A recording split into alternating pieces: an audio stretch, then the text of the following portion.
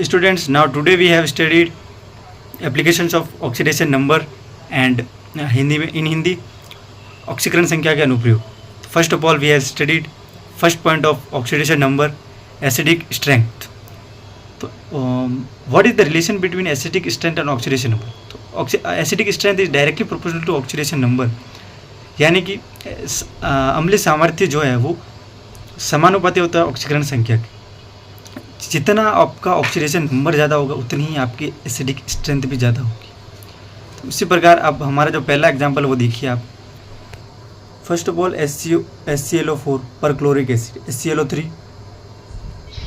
Chloric acid, HClO2 chlorous acid, HClO hypochlorous. ये नाम भी आप याद रखिएगा. इनकी ऑक्सीकरण संख्या तो आपने याद कर ली है पहले, और वो याद आपको करना भी सिखा दी मैंने, तो आप उसमें फाइंड आउट कर सकते हैं इजीली.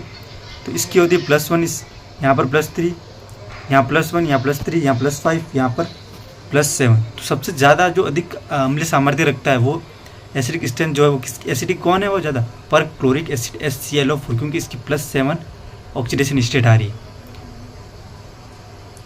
इसी प्रकार आगे बढ़ते सेकंड एग्जांपल, H2SO3 और H2SO4.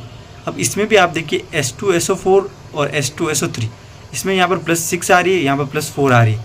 That is sulphuric acid जो है वो ज़्यादा एसिडिक है as compare to sulphurous acid. इसके बाद में देखिए कुछ अपवाद केस है, एक्सेप्शन केस है. वो क्या है? एक्सेप्शन केस यहाँ पर ये है कि जो एक्सेप्शन केस यहाँ पर ये आ रहा है कि जो H3PO4, H3PO3, H3PO2, यानी कि orthophosphoric acid, orthophosphorous acid and hypophosphorous acid, इसमें ये +1 ज़्यादा अम्लीय क्यों बता रहा है? यानी कि एसिडिक ज़्यादा +1 वाला क्यों है? जबकि ऑक्सीडेशन नंबर जिसका ज़्यादा होता है वो ज़्यादा होना चाहिए, बट नहीं, इसमें अलग होता है. क्योंकि ये जो स्ट्रक्चर के बेस पर इसमें होता है कि एसिड का मतलब क्या होता है? जो जल्दी H+ देगा.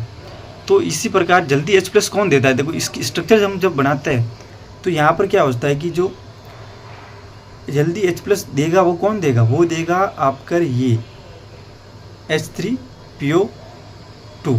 H3PO2 जो है वो जल्दी आपका दे देगा, क्योंकि यहाँ पर सिर्फ एक ही OH का जो है बॉन्ड बन रहा है. यहाँ पर 2 OH है तो इसको टाइम लगेगा, यहाँ पर 3 है OH है तो इसको और ज़्यादा टाइम लगेगा. तो इस प्रकार से जल्दी जो टूटता है वही एक एसिड ज़्यादा स्ट्रॉन्ग एसिड होता है. That's why it's exception case. इसको आपको याद रखना पड़ेगा, क्योंकि इस एक अपवाद का कोई मतलब सूत्र भी नहीं हो सकता, ना ही आप इसको नियम से याद रख सकते. इस अपवाद को आप अपवाद के रूप में याद रखें तो ही ज़्यादा बेटर रहेगा.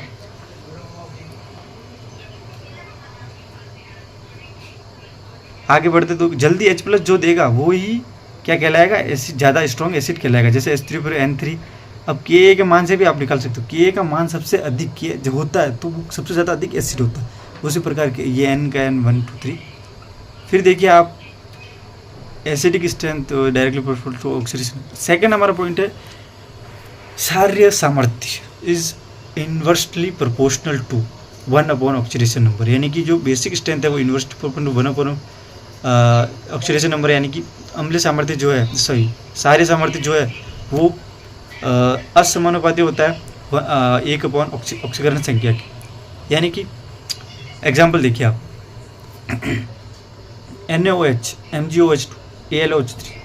अब इसमें जिसका कम ऑक्सीडेशन नंबर है उसका ज़्यादा क्षारीय प्रकृति दर्शाएगा, वो बेसिसिटी दर्शाएगा, बेसिक वो ज़्यादा होगा. तो यही है +1, यहाँ पर +2, यहाँ पर +3. ऑक्सीडेशन नंबर Kb के नंबर पे Kb के ऊपर Kb की जो संख्या है अगर वो ज़्यादा है, Kb की वैल्यू ज़्यादा है, Kb का मान ज़्यादा है, तो भी वो ज़्यादा बेसिक आएगा. लेकिन Kb की वैल्यू हम प्रैक्टिकली फाइंड आउट करते हैं वैसे तो, लेकिन थ्योरेटिकली नहीं फाइंड आउट कर जा सकती है. इसलिए ऑक्सीकरण संख्या अगर ज़्यादा है तो वो कम बेसिक है, और ऑक्सीकरण संख्या अगर कम है तो वो ज़्यादा बेसिक है. तो चलिए दोस्तों आगे बढ़ते हैं. आगे हमारा कुछ एग्जांपल आ रहे हैं, वो देखिएगा आप. अब इसमें देखिए H4S2O7 फायरोफॉस्फोरिक एसिड. अब ये फायरोफॉस्फोरिक एसिड बना कैसे? और इसमें दोनों ही P के ऊपर हम इसका जो ऑक्सीडेशन स्टेट निकालते हैं. फायरोफॉस्फोरिक बनता है दोस्तों ये ये इन दोनों स्ट्रक्चर को मिला के जब इनमें से अपन माइनस H2O यहाँ से निकाल देते हैं, माइनस H2O, तो यहाँ पर इसको जोड़ देते हैं O को, तो ये पूरी स्ट्रक्चर आपके सामने आ जाती है, जिसका +5 ऑक्सीडेशन स्टेट होता है। इसको आप याद रखिएगा। अब देखिए विद्यार्थी, oxidising agent and reducing agent क्या होता है।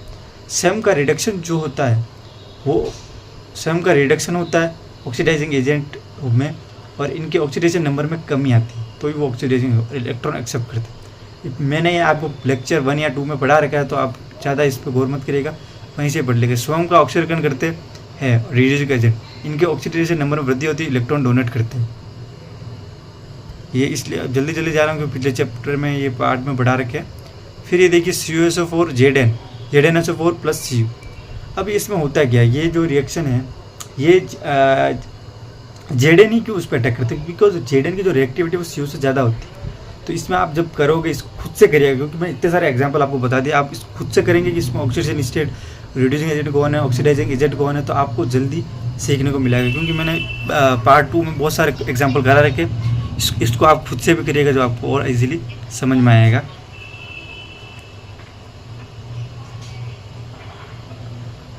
ये देखिए, अगर आपसे नहीं हुआ हो तो आप देख लीजिए इसको, और आप इस पहले खुद करिएगा फिर देखिएगा इसको, जो भी हो रहा है ऑक्सीडेशन को, ऑक्सीडाइजिंग एजेंट और रिडक्शन। अब देखिए यहाँ ZnSO4 + Cu रिएक्शन हो ही नहीं सकती, बिकॉज जो Zn की रिएक्टिविटी ज़्यादा है Cu के मुकाबले। कुछ एग्जांपल और भी है, इसको मैं ज़्यादा गौर नहीं करूँगा क्योंकि मैंने ये पहले करा चुका हूँ, तो ज़्यादा नहीं करूँगा। ये इसलिए आया क्योंकि स्ट्रॉन्ग ऑक्सीडाइजिंग एजेंट कौन है और रिड्यूसिंग एजेंट कौन है वो हम ज्ञात करने के लिए आए थे। तो एलिमेंट का ऑक्सीडेशन नंबर अगर मैक्सिमम है तो वो स्ट्रॉन्ग ऑक्सीडाइजिंग एजेंट है।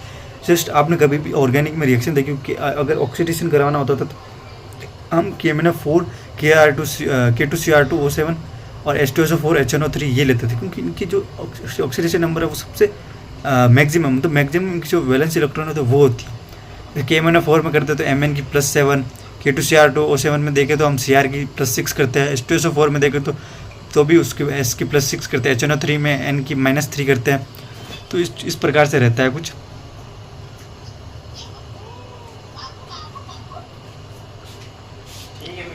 अब जब एलिमेंट का ऑक्सीडेशन मिनिमम होता है, मिनिमम नंबर, तो वो स्ट्रॉन्ग रिड्यूसिंग हो जाता है। जैसे मेटल LiLH4 ये जो होता है ये आप याद रखिएगा, तो आपके काम की चीज़ है ये। अब देखिए यदि ऑक्सीडेशन नंबर मैक्सिमम से कम हो तथा मिनिमम से अधिक हो तो मॉडरेट ऑक्सीडेशन स्टेट हो तो ऑक्सीकारक व अपचायक दोनों की तरह व्यवहार करता है।